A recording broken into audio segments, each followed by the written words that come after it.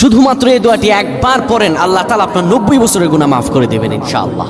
আপনার 90 বছরের গুনাহ মাফ হয়ে যাবে যদি মাত্র এই দোয়াটি যদি একবার পড়তে পারেন। আপনার ভাগ্য খুলে যাবে, রিজিকে বরকত আসবে, মনের ন্যাক আশা পূরণ হবে, আল্লাহ আপনার সব দোয়া কবুল করে দিবেন। সুবহানাল্লাহি ওয়া বিহামদি।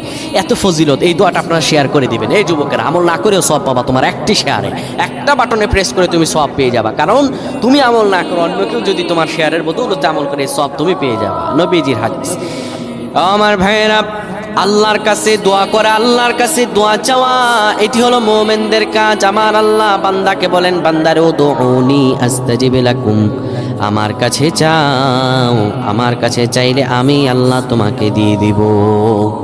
কেউ যদি একবার এই দোয়াটি পড়তে পারে, দোয়াটি হলো রব্বি ইন্নী যালামতু নাফসি ফাগফিরলি।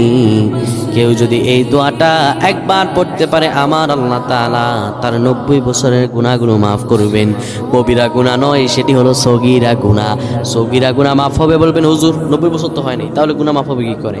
আপনার যত বছর হয়েছে তত বছরের সগীরা গুনাহ মাফ হবে, আর বাদ বাকিটা কাউন্ট করে আপনার আমল নামায় নফল নামাজ, নফল আমলের সওয়াব আল্লাহ তাআলা আপনার আমল নামায় দিয়ে দিবেন। কিন্তু এটির ব্যাপারেও সহিহ সনদে তেমন কোনো গুরুত্ব আরোপ হয়নি, এটির ব্যাপারে তেমন কোনো উল্লেখিত সহিহ সনদ নেই। কিন্তু আমল করতে পারেন, যেহেতু এর অর্থ সুন্দর। আল্লাহ আমাদের কবুল করুক, পড়েন আমিন।